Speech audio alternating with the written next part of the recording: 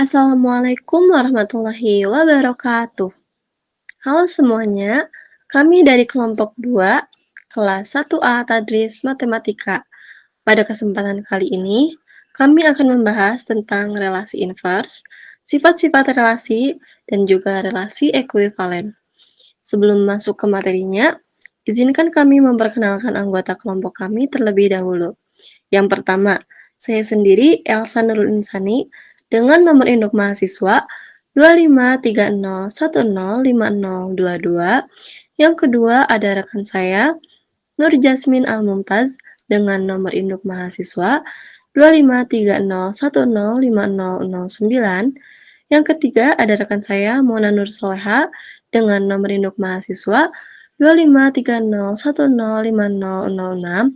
Dan yang terakhir ada rekan saya Hilda Galia Mumtaza dengan nomor induk mahasiswa 2530105007.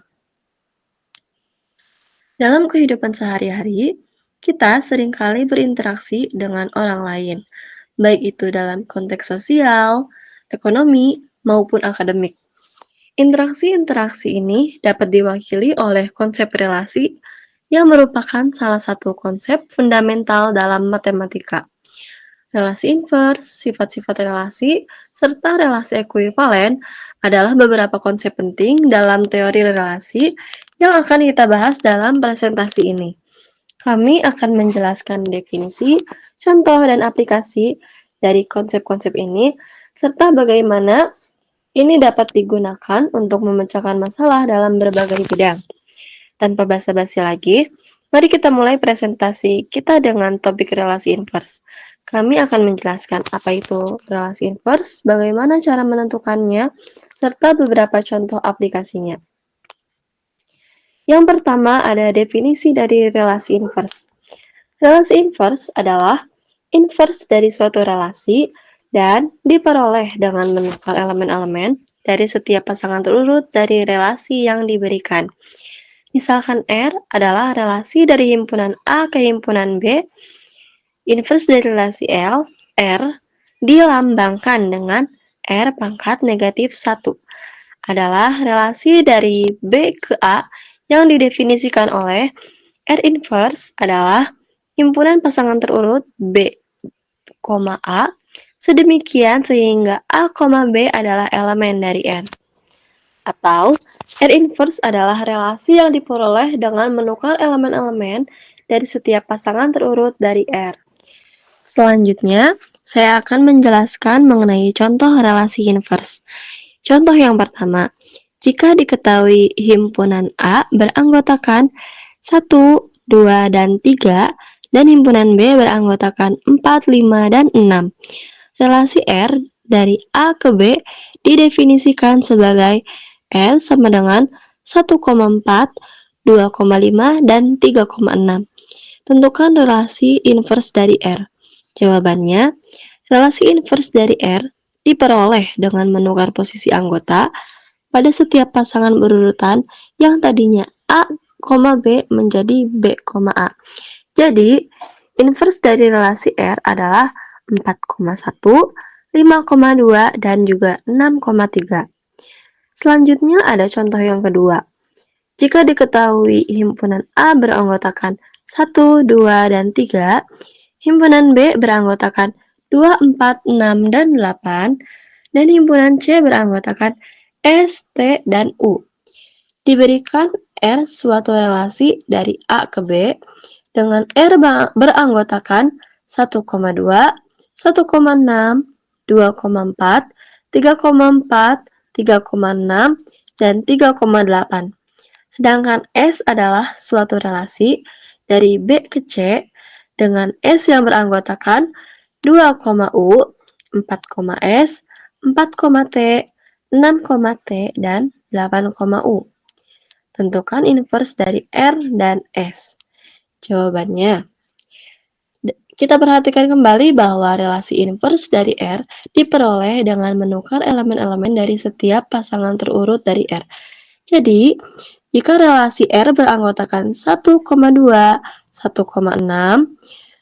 2,4, 3,4, 3,6, dan 3,8, maka inverse dari relasi R adalah kita tukar posisinya menjadi 2,1, 6,1, 4,2, 4,3, 6,3, dan 8,3. Begitu juga dengan S.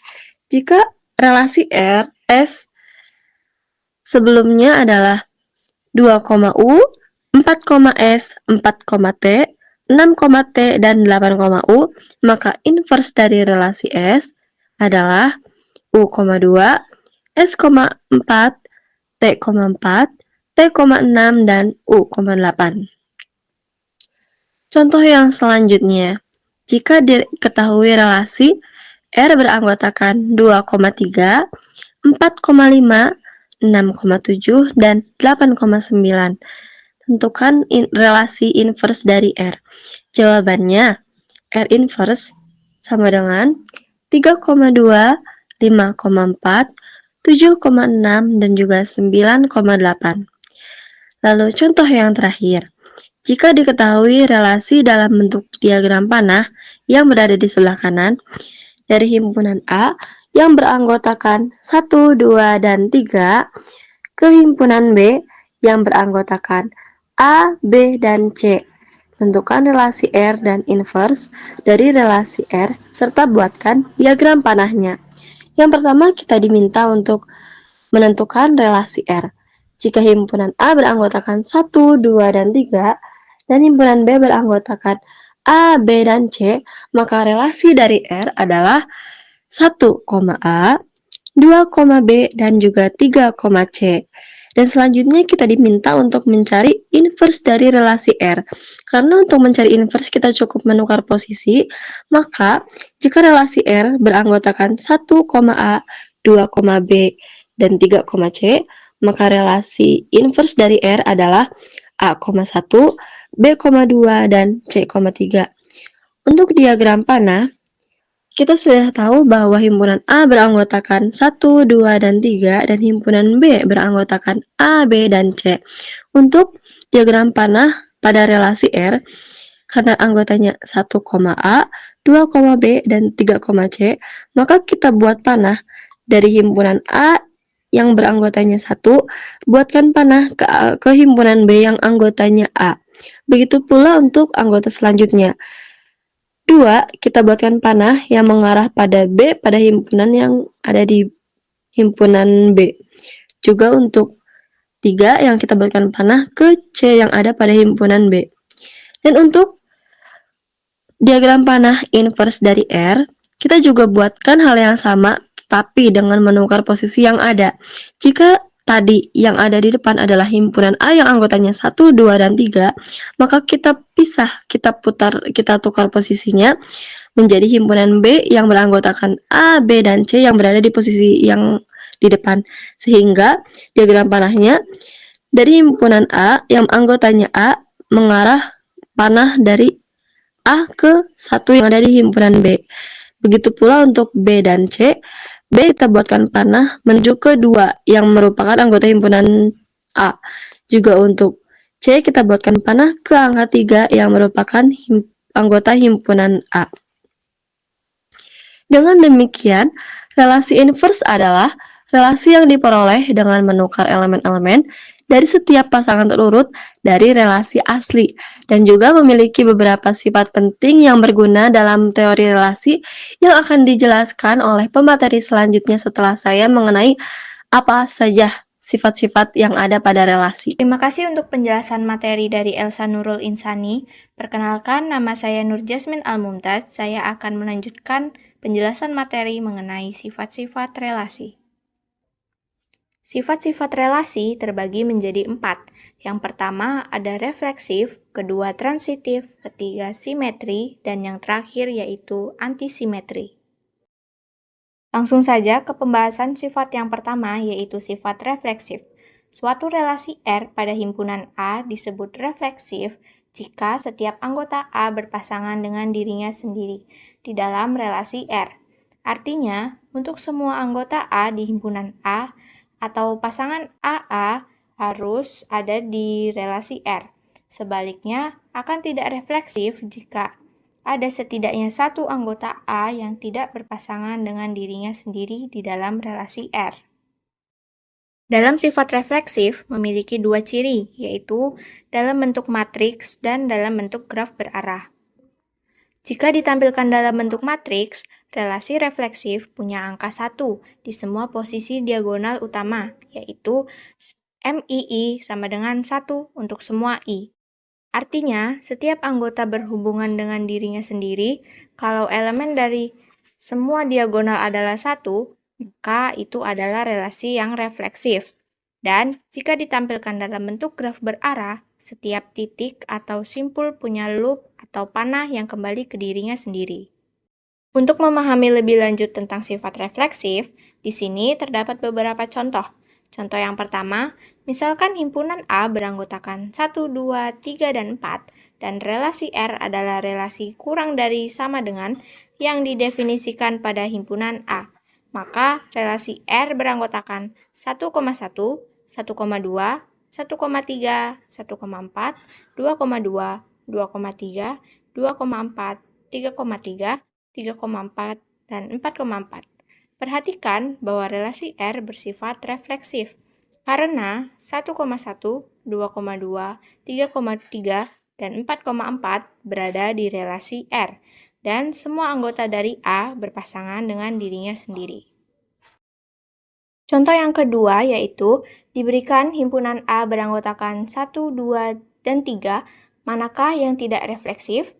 Apakah A relasi R1 beranggotakan 1,1, 2,2, dan 3,3, atau B relasi R2 beranggotakan 1,1 dan 2,2? Jawabannya yaitu B, relasi R2 yang beranggotakan 1,1 dan 2,2. Alasan mengapa tidak refleksif, karena salah satu elemen dari himpunan A, yaitu 3, tidak termasuk ke dalam relasi R2. Sifat relasi yang kedua yaitu transitif. Suatu relasi R pada himpunan A disebut transitif jika berhubungan dengan B dan B berhubungan dengan C, maka A juga harus berhubungan dengan C. Contoh yang pertama yaitu diberikan himpunan A beranggotakan Mn dan O dan relasi R beranggotakan Mn dan NO. Tentukan apakah relasi R bersifat transitif? Jawabannya, jika X terhubung ke Y dan Y terhubung ke Z, maka X terhubung Z harus ada untuk disebut transitif. Di sini kita lihat bahwa M terhubung dengan N dan N terhubung dengan O. Periksa apakah M, O ada di relasi R? Ya, ada. Karena MO anggota dari relasi R, terbentuk melalui rantai M terhubung N dan N terhubung O. Kesimpulannya, karena rantai M terhubung N dan N terhubung O berhasil membentuk M terhubung O, maka relasi R bersifat transitif. Sekarang kita lanjut ke contoh yang kedua. Terdapat relasi dari suatu himpunan, relasi tersebut yaitu relasi R3 yang beranggotakan 1,2, 3,4, 1,1, 2,3, 1,3, dan 2,4. Di sini kita akan mencari tahu apakah relasi R3 bersifat transitif. Mari kita cek beberapa pasangan yang memenuhi. Yang pertama, 1,2 anggota dari R3 dan 2,3 anggota dari R3. Apakah 1,3 anggota dari R3? Kita lihat pada relasi R3 dan benar bahwa 1,3 ada di relasi R3. Yang kedua, 2,3 anggota dari R3 dan 3,4 anggota dari R3. Apakah 2,4 anggota dari R3? Kita lihat pada relasi R3 dan benar bahwa 2,4 ada di dalam relasi R3. Yang terakhir, 1,2 anggota dari R3 dan 2,4 anggota dari R3. Apakah 1,4 anggota dari R3? Tidak, karena 1,4 tidak ada di dalam relasi R3. Kesimpulan yang bisa kita dapatkan adalah relasi R3 tidak bersifat transitif karena 1,4 tidak ada di dalam relasi R3. Selanjutnya yaitu ciri dari sifat transitif. Ciri sifat transitif terbagi dua. Yang pertama dalam bentuk matriks. Ditinjau dari representasi relasi, relasi yang bersifat transitif tidak mempunyai ciri khusus pada matriks. Yang kedua dalam bentuk graf berarah.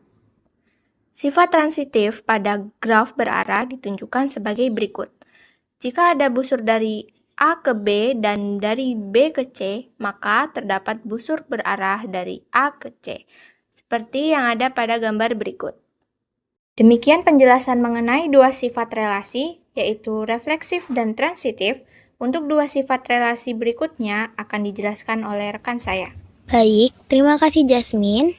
Sebelumnya perkenalkan, nama saya Mona Nur Soleha dengan nomor induk mahasiswa 25 30 10 5006. Di sini saya akan menjelaskan sifat-sifat relasi yang ketiga dan yang keempat, yaitu sifat simetris dan asimetris. Tentu bagi teman-teman pastinya sudah tidak asing mendengar sifat simetris dan asimetris. Oleh karena itu, mari kita langsung masuk ke pembahasan sifat simetris dan asimetris dalam suatu relasi. Yang pertama yaitu simetris. Suatu relasi R pada himpunan A disebut simetris kalau setiap pasangan A, B di R juga punya pasangan kebalikannya, yaitu B, A di relasi R juga. Nah, suatu relasi disebut simetris jika hubungannya bersifat saling atau timbal balik. Ya, seperti tadi A, B di relasi R mempunyai pasangan kebalikannya, yaitu B, A di relasi R juga. Kalau tidak ada pasangannya di relasi R, berarti bukan termasuk sifat simetris.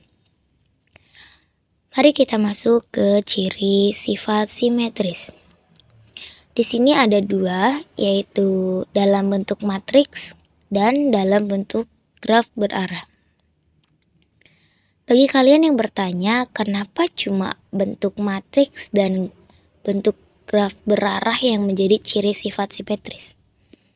Awalnya di sini juga kita mempertanyakan hal tersebut. Setelah kita mencari informasi, ternyata karena matriks dan graf berarah itu sering sekali digunakan oleh masyarakat saat menghitung atau mencari relasi dalam sifat simetris.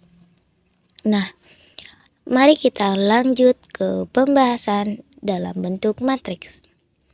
Kalau kita representasikan relasi ini dalam matriks, maka elemen-elemen di bawah diagonal utama akan sama persis dengan elemen-elemen di atas diagonal utama. Jadi, matriksnya itu simetris terhadap diagonal utama. Nah, jadilah gambar seperti dalam PPT-nya. Lalu yang kedua ada dalam bentuk graf berarah. Kalau relasi ini dipresentasikan dalam graf berarah, maka untuk setiap garis dari A ke B, pasti ada juga garis dari B ke A. Jadi hubungan antar titik saling berbalas, tidak satu arah saja. Seperti pada gambar, di sini ada X dan Y. Terlihatlah gambar dari X menuju Y dan dibalas oleh Y menuju X. Jadi di sini saling timbal balik. Setelah itu kita masuk ke sifat selanjutnya, yaitu asimetris. Apa sih asimetris itu?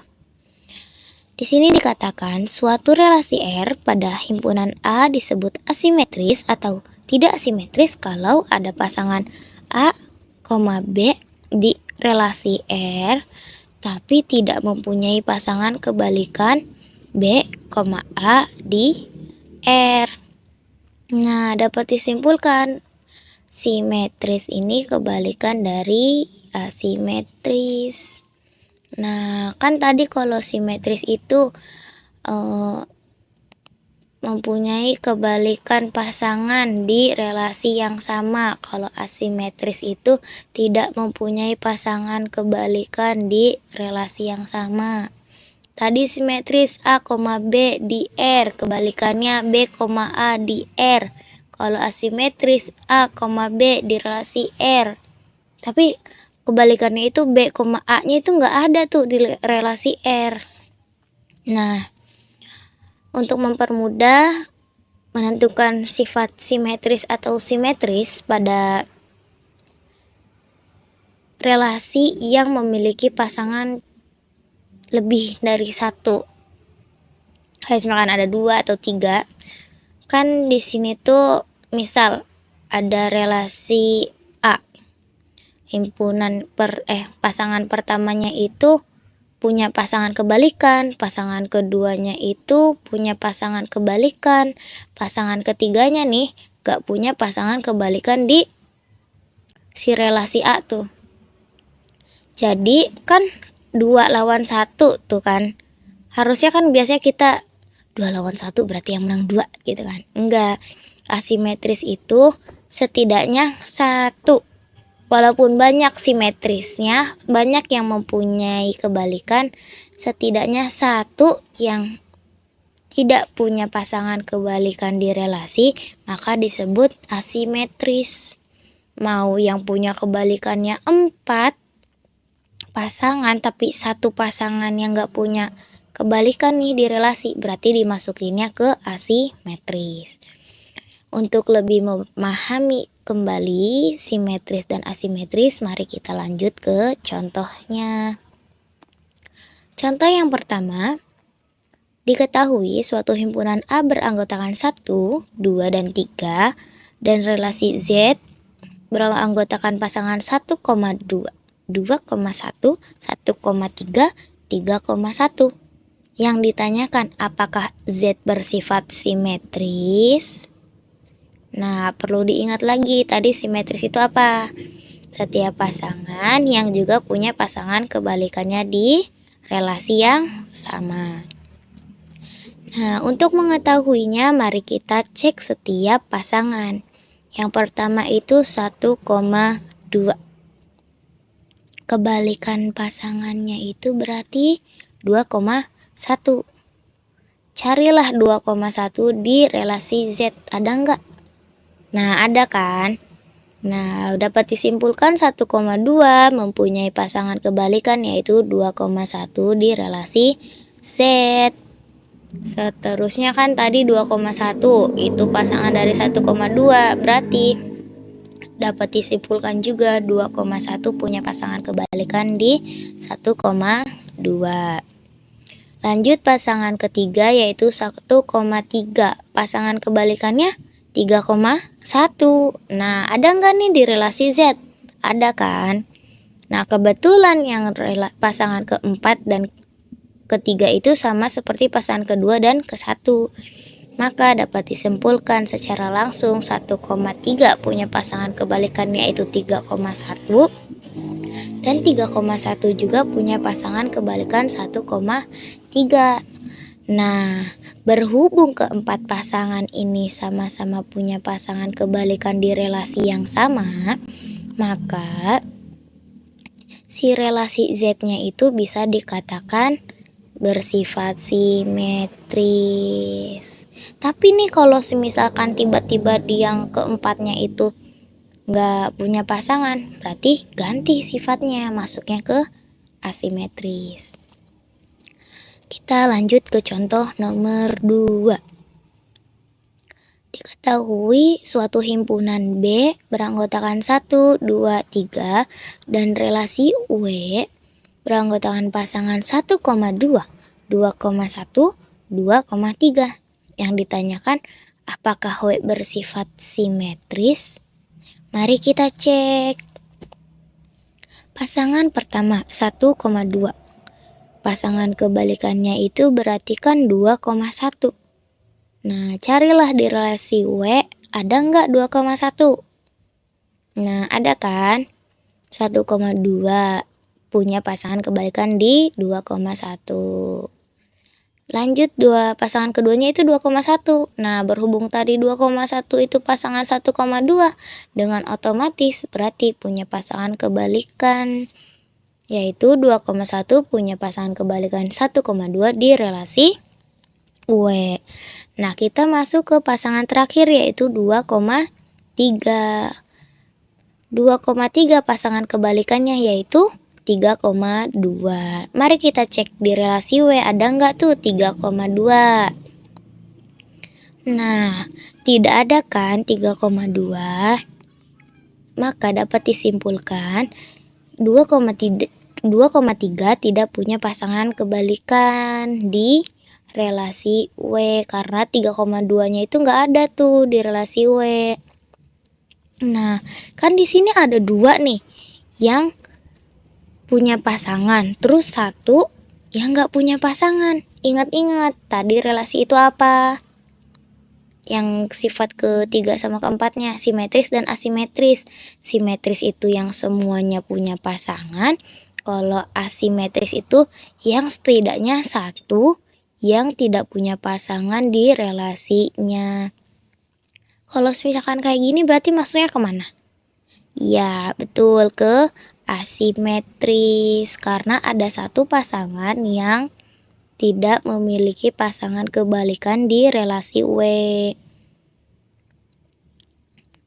Oke, kita masuk ke contoh ketiga, yaitu diketahui suatu himpunan C beranggotakan 1, 2, 3 dan relasi F adalah himpunan pasangan berurutan X, Y, di mana X dan Y adalah anggota dari himpunan A dan X habis membagi Y. Yang ditanyakan apakah relasi F bersifat simetris? Mari kita jawab. Relasi F beranggotakan pasangan 1,1, 1,2, 1,3, 2,2, 3,3. Mari kita cek setiap pasangannya. 1,1 pasangan kebalikannya ya 1,1 lagi ya. Berarti kan ada di relasi F. Yang kedua 1,2 pasangan kebalikannya berarti 2,1. 2,1 ada nggak tuh di relasi F? Nggak ada ya. Berarti 1,2 tidak punya pasangan kebalikan di relasi F. Lalu 1,3 pasangan kebalikannya apa? 3,1. Ada nggak di relasi F? Tidak ada juga ya. Maka dapat disimpulkan 1,3 tidak punya pasangan kebalikan. Pasangan keempat 2,2. Pasangan kebalikannya ya 2,2 lagi. Berarti sudah terlihat jelas ada di relasi F. Nah, yang terakhir juga tuh sama ya, 3,3 pasangan kebalikannya 3,3 lagi. Berarti ada di relasi F. Nah, walaupun lebih banyak yang punya pasangan di relasi F, tapi kan tadi tuh simetris itu harus semua yang punya pasangan. Jadi, berhubung di sini ada yang tidak punya pasangan, maka jawabannya apakah F bersifat simetris? Jawabannya tidak, karena ada pasangan yang tidak memiliki pasangan kebalikan di relasi F. Maka disebutlah relasi F itu bersifat asimetris. Perkenalkan, nama saya Lagalia Mumtaza dengan NIM 25301050007. Di sini saya akan menyampaikan materi tentang relasi ekuivalen. Nah, suatu relasi dalam suatu himpunan disebut relasi ekuivalen jika dan hanya jika memenuhi 3 syarat, yaitu bersifat refleksif, bersifat simetris, dan bersifat transitif. Kalau misalnya tidak memenuhi ketiga syaratnya, berarti dia tuh bukan relasi ekuivalen. Nah, di sini juga ada yang namanya relasi kompatibel. Kan kalau relasi ekuivalen itu memenuhi 3 syarat, kalau relasi kompatibel ini hanya wajib memenuhi 2 syarat, yaitu sifat sifat refleksif dan sifat simetris, dan tidak wajib memenuhi syarat sifat transitif. Artinya apa? Kalau misalnya suatu relasi hanya memenuhi 2 syarat, yaitu refleksif dan simetris, tapi tidak memenuhi transitif, maka dia tuh memang bukan relasi ekuivalen, akan tetapi masuknya ke relasi kompatibel. Nah, artinya apa? Semua relasi ekuivalen itu bersifat kompatibel, tapi tidak semua relasi kompatibel itu relasi ekuivalen. Nah, ayo kita lanjut ke contoh relasi ekuivalen. Nah, diberikan himpunan F sama dengan 1,2,3 dan relasi S pada F didefinisikan sebagai S sama dengan 1,1, 2,2, 3,3, 1,2, dan 2,1. Apakah relasi S termasuk ekuivalen? Nah, ayo kita lanjut ke pembahasan. Diketahui F sama dengan 1,2,3 dan relasi S sama dengan 1,1, 2,2, 3,3, 1,2 dan 2,1. Apakah relasi S termasuk ekuivalen? Kita tulisin soalnya dulu yang tadi. Nah, terus habis itu kita jawab nih. Jawabnya dengan mengecek ketika sifat ini apakah ada di relasi S. Nah, kita ke sifat yang pertama, yaitu refleksif. Apakah sifat refleksif ini ada di relasi S? Nah, kan kalau sifat refleksif itu pencerminan dirinya sendiri. Nah, kita lihat di himpunan F. Himpunan F kan elemennya kan 1,2,3. Nah, refleksifnya berarti 1,1, 2,2 dan 3,3. Nah, apakah pasangan 1,1, 2,2 dan 3,3 ini ada di relasi S? Nah, ternyata pas dicek ada tuh di relasi S 1,1, 2,2 dan 3,3. Nah, berarti relasi S ini bersifat refleksif. Nah, ayo kita ke sifat yang kedua, yaitu sifat simetris. Nah, sifat yang kedua ini kita cara ngeceknya tuh jangan ngambil yang bersifat refleksif. Maksudnya pasangannya tuh yang gak bersifat refleksif. Kita ngambilnya yang gak bersifat refleksif, yaitu pasangan 1,2 kan. Nah, kita lihat nih 1,2 ini simetrisnya atau kebalikannya itu kan 2,1. Nah, apakah pasangan 2,1 ini ada di relasi S? Dan ternyata di relasi S ini ada pasangan 2,1. Nah, berarti berarti relasi S ini bersifat simetris. Nah, ayo kita ke sifat yang ketiga, yaitu sifat transitif. Nah, kita mengeceknya itu cara mengeceknya itu kita nyari yang A, B, B, C. Nah, yang memenuhi, pasangannya memenuhi itu 1,2 dan 2,1. Dan 2,1 dan 1,2. Nah, maksudnya apa? Depan sama belakangnya tuh ada yang sama tuh. 1,2, 2,1 kan duanya tuh ada sama kan di keduanya. Nah, artinya kita cek nih 1,2. 1,2 kan A, B. 2,1 tuh B, C kita ibaratinnya. Berarti A-nya sama dengan 1, B-nya sama dengan 2 dan C-nya itu sama dengan 3. Dan C-nya itu sama dengan 1. Nah, berarti 1,2 dan 2,1 ini transitifnya tuh 1,1. Kenapa? Kan A, B, B, C, maka A, C kan. Berarti dari 1,2 dan 2,1 berarti 1,1. Nah, kita cek apakah 1,1 ini ada di relasi S. Dan ternyata pas dicek itu ada pasangan 1,1 di relasi S. Nah, kita ke pasangan selanjutnya, yaitu 2,1 dan 1,2. Kenapa kita milih yang ini juga? Karena ini tuh sama 2,1 dan 1,2 tuh A, B dan B, C kan. Dengan A-nya tuh sama dengan 2, B-nya ini sama dengan 1 dan C-nya itu sama dengan 2. Nah, berarti kan kalau A, B-nya 2,1, B, C-nya 1,2, maka A, C-nya kan 2,2. Nah, kita cek nih pasangan 2,2 apakah ada di relasi S. Dan ternyata pasangan 2,2 ini ada di relasi S. Jadi, karena 1,2 dan 0,1 itu ada A, C-nya 1,1 ada di relasi S, dan yang kedua juga sama 2,2 aja ada di relasi S, maka di sini tuh nggak ada pelanggaran. Jadi relasi S ini bersifat transitif.